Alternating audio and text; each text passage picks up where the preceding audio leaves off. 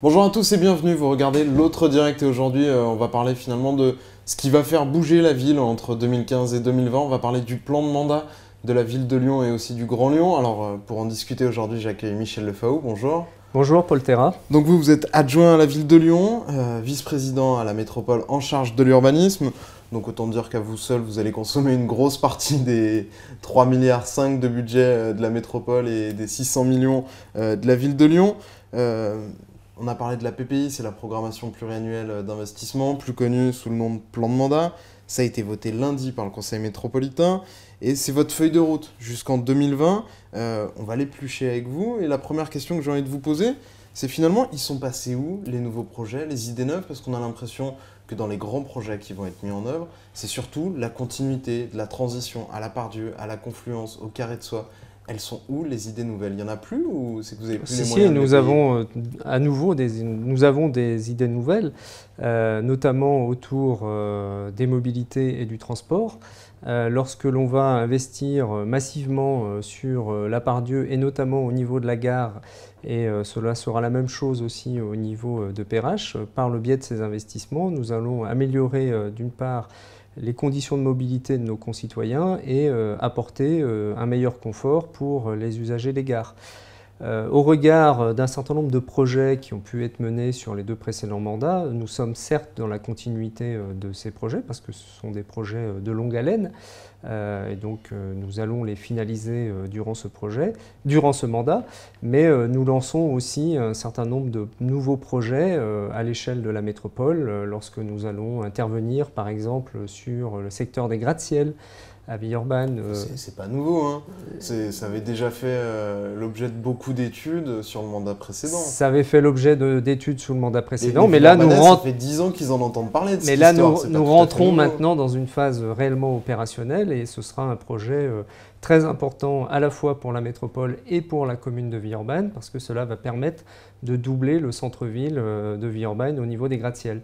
Nous allons aussi lancer un certain nombre de nouveaux projets par le biais des projets urbains partenariaux, à la fois sur la ville de Lyon, sur la ville de Villeurbanne, sur un certain nombre de communes de la métropole. Je pense notamment par exemple à Dessines, à Vénissieux. Nous avons aussi des petits projets en termes de centralité sur un certain nombre de communes de la métropole. Je pense notamment à Dardy, à Limonest, oui, à ce que nous allons réaliser, des projets, vous en avez par exemple aussi sur Saint-Priest, sur Caluire, lorsque nous intervenons en termes de renouvellement urbain en dehors du programme national de renouvellement urbain, par exemple sur la commune de la Mulatière, sur le quartier du Roule, cela montre que nous avons encore un certain nombre de nouveaux projets dans nos cartons et que... Mais c'est des petits projets, c'est peut-être la différence. Hein. Ce ne sont pas que des petits projets, ce sont aussi pour certains d'entre eux des projets d'envergure et en tout cas des projets qui matérialiseront l'existence de la métropole sur l'ensemble du territoire métropolitain. Vous avez évoqué les deux gares Part-Dieu-Perrache. C'est aussi deux exemples finalement de peut-être la différence entre un candidat en campagne et un maire ou un vice-président ou un président.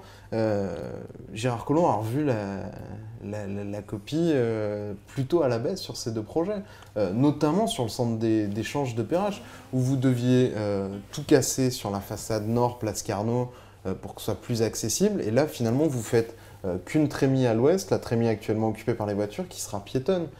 C'est pas du tout ce que vous nous aviez vendu pendant la campagne. Alors, ce que nous avions présenté... Ou ce que même vous aviez présenté au Grand Lyon avant la campagne. Ce que nous avions présenté préalablement à la campagne, et notamment, par exemple, au niveau du PEM-Perrache, nous ne remettons pas en cause du tout ce projet.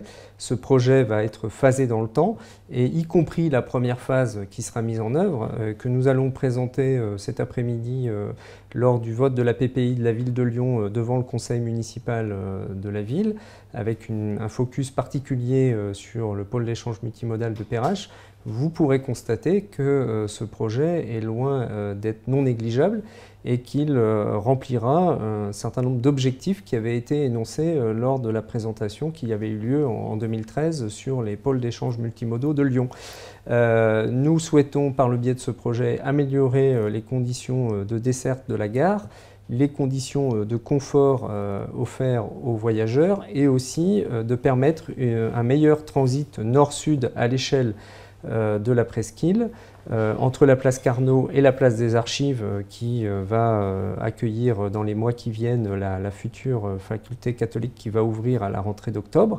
Et donc par le biais de ces aménagements qui seront réalisés d'ici la fin de ce mandat, d'ici 2019, cela permettra d'offrir une meilleure condition d'usage de la gare d'une manière générale, que l'on soit à la fois piéton ou voyageur et que l'on est amené à prendre son train sur la gare de Perrache.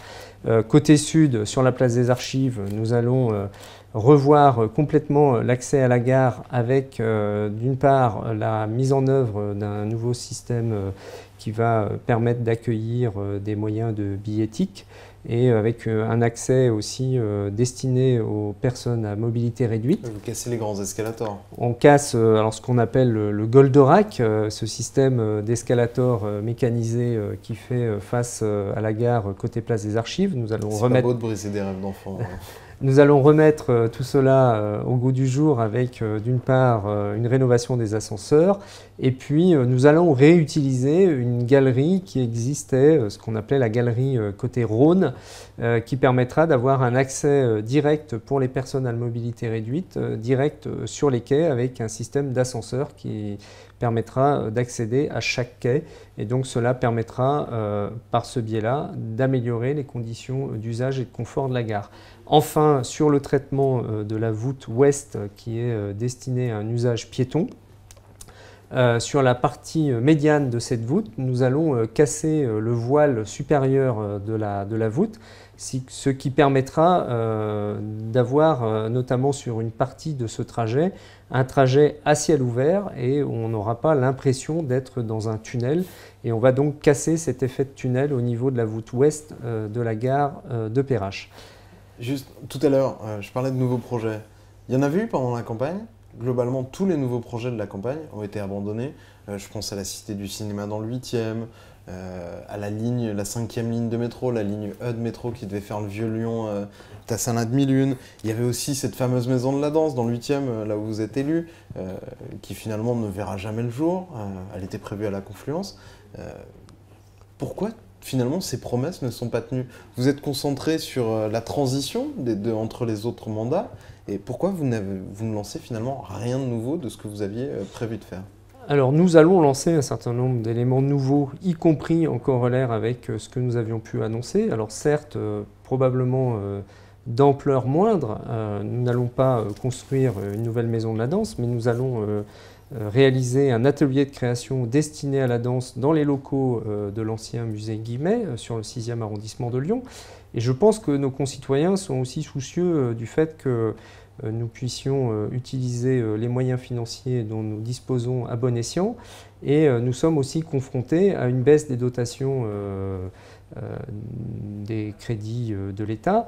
Et en l'occurrence, nous ne pouvons pas non plus faire n'importe quoi. Donc nous sommes soucieux de ce contexte. Nous sommes soucieux d'un bon maintien des équilibres financiers à la fois de la ville de Lyon et de la métropole.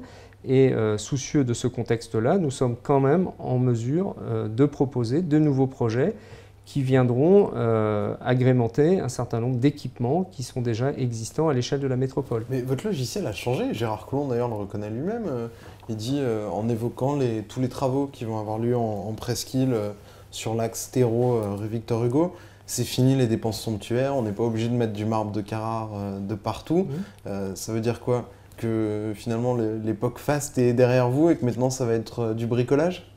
Nous ne sommes pas du tout dans le bricolage, nous sommes dans la réalité.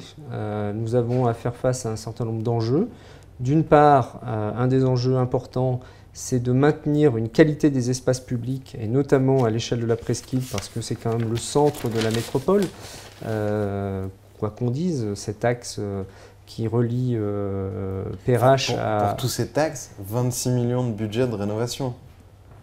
C'est peanuts. C'est pas peanuts, ça nous permet déjà de faire un certain nombre de choses. Ça permettra de remettre à niveau un certain nombre d'espaces publics. Je pense notamment à la place des Terreaux, à la place de la Comédie, à la rue de la République, à la rue Victor Hugo. Tenez, on va faire un focus place des Terreaux. Place des Terreaux, 5 millions d'euros. qu'est-ce qu'on fait avec 5 millions d'euros place des terreaux? Alors, ça ne permet pas de remettre finalement, sur la place des terreaux, d'ordonner une seconde jeunesse à toutes les installations de Buren. Sur la place des terreaux, nous faisons plusieurs choses. Nous allons d'ores et déjà remettre en état la fontaine Bartholdi. Cela représente un budget de l'ordre de 3 millions d'euros. Nous allons reprendre dès cet été la bande de roulement des transports en commun qui fait face au musée des Beaux-Arts et ça représente un budget de quasiment 800 000 euros. Et enfin, sur la place des terreaux, nous allons mener un certain nombre d'études d'ici la fin de cette année qui nous permettra de définir l'ampleur du programme à mettre en œuvre pour la réfection de la place. Et nous sommes bien conscients aujourd'hui qu'il faut redonner une seconde jeunesse à cette place des terreaux parce qu'elle est aujourd'hui dans un état 3 millions très... pour la fontaine, 1 million on va dire à la louche pour les bus, des études. Des études plus des travaux dans ce mandat. Oui, mais les travaux, ils seront à moins d'1 million pour la place non. Les travaux auront lieu sur un prochain mandat? Non, les travaux seront programmés dans ce mandat avec probablement un démarrage des travaux dans ce mandat et en fonction aussi du résultat des études qui seront produites. Mais vous savez pas aujourd'hui à quoi elle ressemblera votre place des terreaux? Si vous voulez, Lyon Capital, on a des idées. Dans le mensuel de ce mois-ci, j'ai vu dans le dernier mensuel que vous aviez un certain nombre d'idées, mais nous sommes aussi tenus... On vous fait confiance pour en avoir. Hein. Nous sommes aussi tenus de tenir compte du concept qu'avaient imaginé à l'époque M. Drevet et M. Buren, et donc qui ont aujourd'hui une propriété intellectuelle de cette œuvre, et donc nous sommes obligés d'en tenir compte. Et donc d'ores et déjà, dans un premier temps, nous allons faire un état des lieux conséquent de l'état de cette place.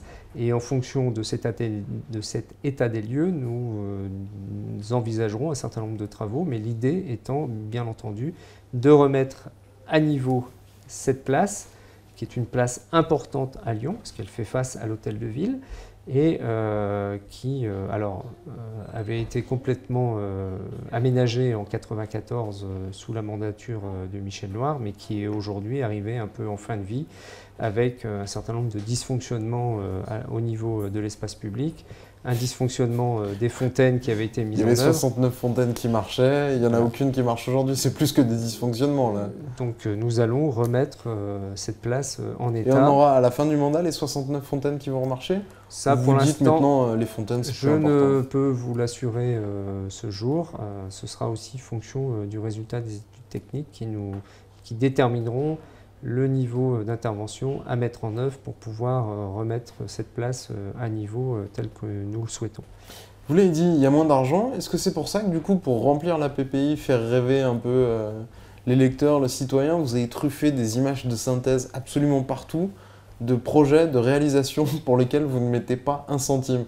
Je pense par exemple au siège social de Sanofi Pasteur dans le 7e, qui est un projet purement privé, ou à cette phrase de Gérard Collomb, nous allons construire le siège d'Adecco. Donc soit finalement c'est un délit de favoritisme, soit c'est un mensonge. C'est quoi la vérité? La vérité, c'est que la métropole ou la ville de Lyon interviennent en matière d'aménagement à proximité de ces projets. Lorsque nous agissons sur Gerland en mettant en œuvre le biodistrict, ça permet à ce quartier de Gerland d'avoir une attractivité et qui permet ensuite à Sanofi de faire le choix de Gerland pour implanter son siège. Lorsque nous agissons sur le Carré de Soie, à la fois sur Villeurbanne et Vaux-en-Velin, en réaménageant cet espace, cela permet aussi de redonner de l'attractivité à ces secteurs de l'agglomération et ensuite un certain nombre d'entreprises soit internes à l'agglomération ou externes à l'agglomération, font le choix d'aller s'implanter sur ces secteurs parce qu'ils se retrouvent valorisés par l'action de la puissance publique. Mais rassurez-nous, vous ne mettez pas un coup de pioche? Nous agissons à proximité en réalisant des voiries, par exemple sur le Carré de Soie, lorsque la collectivité est intervenue pour réaliser le T3 et le prolongement de la ligne A. C'est bien une action de la puissance publique qui permet aujourd'hui de redonner une nouvelle image attractive à ce secteur et qui permet ensuite à des acteurs privés de nous accompagner dans cette démarche. Bon, mais c'est quand même un peu mensonger de les mettre, ces jolis projets, ces jolis immeubles avec des belles images de synthèse. C'est de la com. Non, ce n'est pas de la com, ça montre aussi qu'un certain nombre d'acteurs privés de cette agglomération nous accompagnent dans notre démarche de développement de l'agglomération lyonnaise. Il y a un autre point que je voulais évoquer avec vous, et ce sera le dernier parce qu'on arrive à la fin de cet entretien. C'est finalement, c'était le premier plan de mandat de la métropole. Quand on regarde cette PPI, on la scrute un peu, on voit pas bien la dimension métropole, c'est-à-dire les compétences héritées du Conseil général. On reste encore sur finalement une PPI qui ressemble étrangement à celle du Grand Lyon, du mandat d'avant, qui n'avait pas les compétences du département. C'est plus de l'urbain que de l'humain. Vous restez, le logiciel là pour le coup n'a pas changé. S'il a changé budgétairement, il n'a pas changé institutionnellement. Il a changé aussi institutionnellement parce que... Il y a 3 collèges créés et 11 rénovés, c'est tout. Mais vous avez aussi un certain nombre d'actions qui sont menées dans le domaine du social, sachant que les actions portées par le Conseil général sont plutôt des actions qui portent sur le fonctionnement et moins sur l'investissement. Les seules actions que portait le Conseil général en matière d'investissement étaient généralement portées sur les investissements en matière scolaire, donc sur les collèges. Il y avait aussi un certain nombre d'investissements en matière notamment d'accueil de l'enfance en difficulté avec l'Institut départemental de l'enfance qui était situé à Bron. Donc là, la métropole reprend ses actions, comme elle reprend aussi les actions en matière de développement de l'infrastructure scolaire du secondaire. Mais la métropole porte aujourd'hui complètement les thématiques qui étaient portées auparavant par le Conseil général, mais qui étaient plus axées sur des actions, on va dire, sociales, avec notamment le portage du RSA, le portage de politiques publiques en matière de logement, en matière d'accueil de personnes âgées, en matière de protection maternelle infantile. Mais toutes ces actions nécessitent peu d'investissement. Ce sont des actions qui, par contre, sont fortement consommatrices de budget de fonctionnement. Et donc, c'est pour ça elles apparaissent un peu moins en corollaire dans la présentation de la PPI, mais lorsqu'on regarde l'articulation de la PPI, on retrouve quand même dans les 3,5 milliards du budget d'investissement de la métropole environ 700 millions d'euros d'investissement qui relèvent des anciennes compétences héritées du Conseil général. Et dernière question subsidiaire, 1175 projets, 3,5 milliards d'investissement. Ce sera quoi dans 20 ans, enfin en 2020, le taux finalement de réalisation, puisque sur chaque mandat, tout n'est pas réalisé. Là, sur le dernier mandat, vous aviez quasiment un tiers de ce que vous aviez prévu de faire qui n'a pas été réalisé. L'objectif, c'est quoi, 60%? L'objectif, c'est d'en faire le maximum et jusqu'à présent, nous avons quand même eu un taux de consommation de notre PPI qui a été très intéressant. Donc nous allons rester dans cette logique-là. Nous mettons... Et allez, un pourcentage. Mouillez-vous un peu? Non, vous avez bien récité votre argumentaire. On essaiera d'en faire le maximum. Bon, merci beaucoup Michel Lefao. De dégager le maximum de moyens pour faire en sorte que cette PPI soit réalisée au mieux possible dans l'intérêt de l'ensemble de nos concitoyens à l'échelle de la métropole. Et on suivra ça et on vous réinvitera pour faire des points d'étape sur cette PPI. Je vous remercie de nous avoir regardés. C'était notre dernière émission de la saison. On se retrouvera à la rentrée. Et je voulais en profiter pour remercier Elie Izan, Sonia Barritello et Christelle Monteagudo qui ont travaillé aussi avec Thomas Couder sur cette émission toute l'année. Merci beaucoup et à bientôt. Au revoir, bonnes vacances.